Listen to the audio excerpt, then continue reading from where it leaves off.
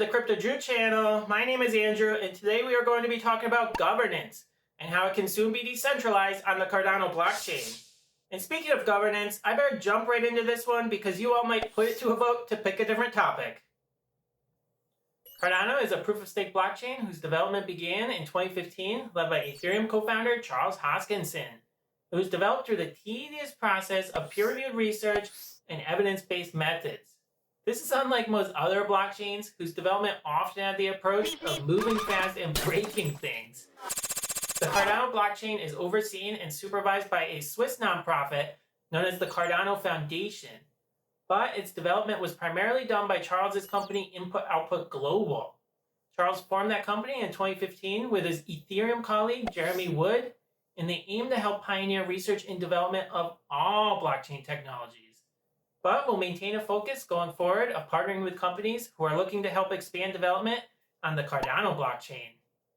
Since its initial launch in 2017, the Cardano blockchain has achieved 2/3 of its three-step process to becoming fully decentralized. The first step that was achieved was to decentralize the verification of transactions on the blockchain. This means that Input Output Global would no longer need to maintain their own server nodes for verifying transactions on the blockchain. Instead, all transactions would be verified by nodes run by the users of the blockchain. The second step that was achieved was to allow the blockchain to become fully peer-to-peer. Previously, Input-Output Global would maintain their own relay servers that would allow one decentralized node verifying transactions on the blockchain to communicate with other decentralized nodes that were verifying transactions on the blockchain. And then they could all reach a strong consensus when verifying those transactions. But now the infrastructure exists to allow users to verify transactions without the need for that centralized relay server of Input-Output Global. They do this by allowing users to register their own relay servers through a ledger stored on the blockchain that is publicly accessible to all other nodes of the blockchain. And the third step to becoming fully decentralized is to decentralize the governance model and voting system of how the blockchain is developed and improved. This means that Input Output Global would no longer be dictating the future of the product that they developed.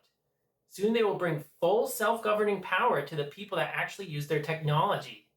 From the Cardano.org website itself, Cardano is developing the most secure and decentralized governance model in the world, a model to give everybody a voice and control over the platform and the applications and services that emerge from it. The current systems do not work for everybody. A better, more positive future is possible. If the world is to serve the many, it must be agreed to by the many. Consensus must drive progress, and where disagreement occurs, it must drive creative solutions. Cardano is defined by its community. Its governance model shows that a true democracy in which individuals are incentivized to play a role and votes are immutably recorded is possible. What Cardano appears to be describing is a governance system that they will utilize for their own community to vote on the future of their own platform. But what Cardano is really creating is a system of minimal viable governance that can be utilized and expanded upon by any community, organization, or even nation state that wishes to utilize it. Yes, soon even your country can use the Cardano blockchain as a platform for their governance systems. At the bare minimum, the Cardano blockchain can allow a nation state to have a governance system of direct democracy. One person, one vote. And this can be assured through the use of Decentralized Identity, or DID for short. So what is a DID? Typically, an identity is stored on a centralized system, such as registering for a driver's license at a State Department of Motor Vehicles in the United States, where the storage of your identity is entrusted to the data warehouses of that state agency. With a decentralized identity, a quantity of information for the individual is stored on the blockchain. So while that information can be validated by other agencies or third parties, it cannot be lost, disposed of, or revoked by any one agency. One scenario where the benefits of a DID seem particularly obvious is in such cases where a nation is undergoing an invasion or a radical change in government, and the citizens of that nation must flee to seek refuge for an extended period of time. And when they finally return home, they find that someone else is living in their house. Yikes! And the existing governance systems that held proof of that property no longer are standing. A DID would remain unaffected in this scenario since that information is stored on a decentralized blockchain and can offer a standing, trusted record of proof for reclaiming that property. Phew! One Cardano project that already allows for issuing DIDs is Atala Prism. They are a self-sovereign identity platform and service suite for issuing verifiable data and digital identity. They offer an enrollment tool with biometric data capture so their users can authoritatively verify their digital identity using their own biometrics. Input Output Global has already partnered with Ethiopia's Ministry of Education to help them be one of the first to implement a national student and teacher ID and recording system on the blockchain.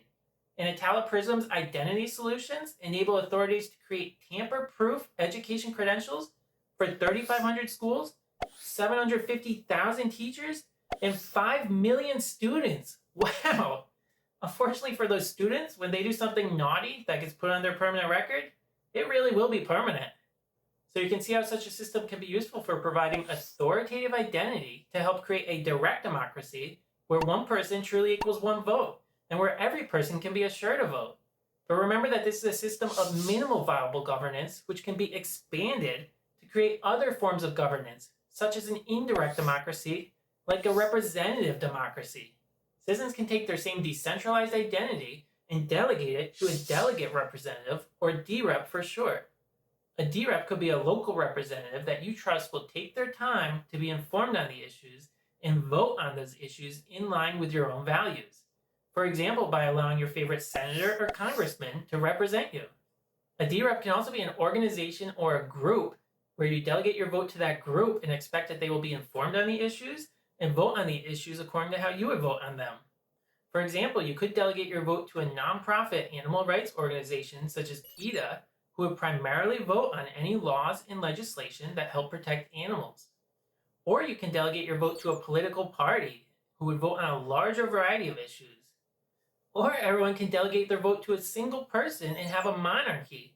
But Curtis Yarvin is the only political advocate that I know of that would be on board for that one. But the beauty about blockchain-based governance model is that it's not just about simple representation. A nation-state can use smart contracts to enforce complex sets of governance rules specific to their nation, and what is effectively a digital constitution. If a nation wants to have term limits on their government representatives, then they can use a smart contract to trigger a vote of no confidence after a specific period of time to force a revote. If a nation wants to limit the number of representatives for their government, then they can use a smart contract to enforce a system where citizens of every region must vote to pick a delegate for their region. And then at the end of the voting, the delegate with the most votes for that region will have all of the citizens from that region automatically delegate their votes to that delegate. Sound familiar?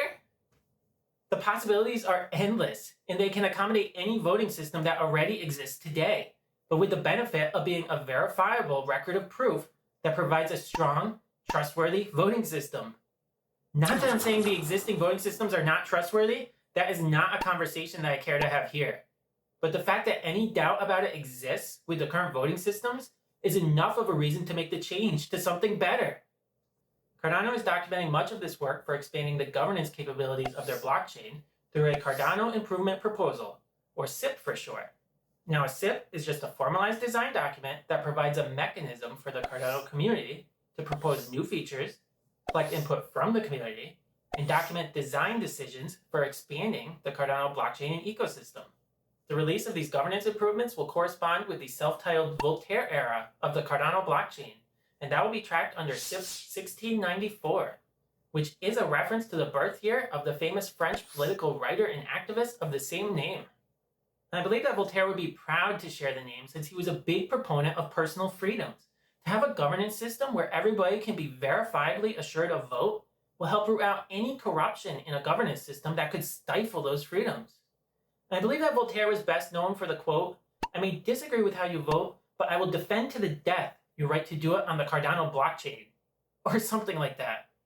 Viva la Cardano! Well, anyway, I hope to see you all soon, rocking the power of those digital votes to help improve the Cardano blockchain, if not the world. Thanks for watching. Please like, share, subscribe, and I will catch you next time.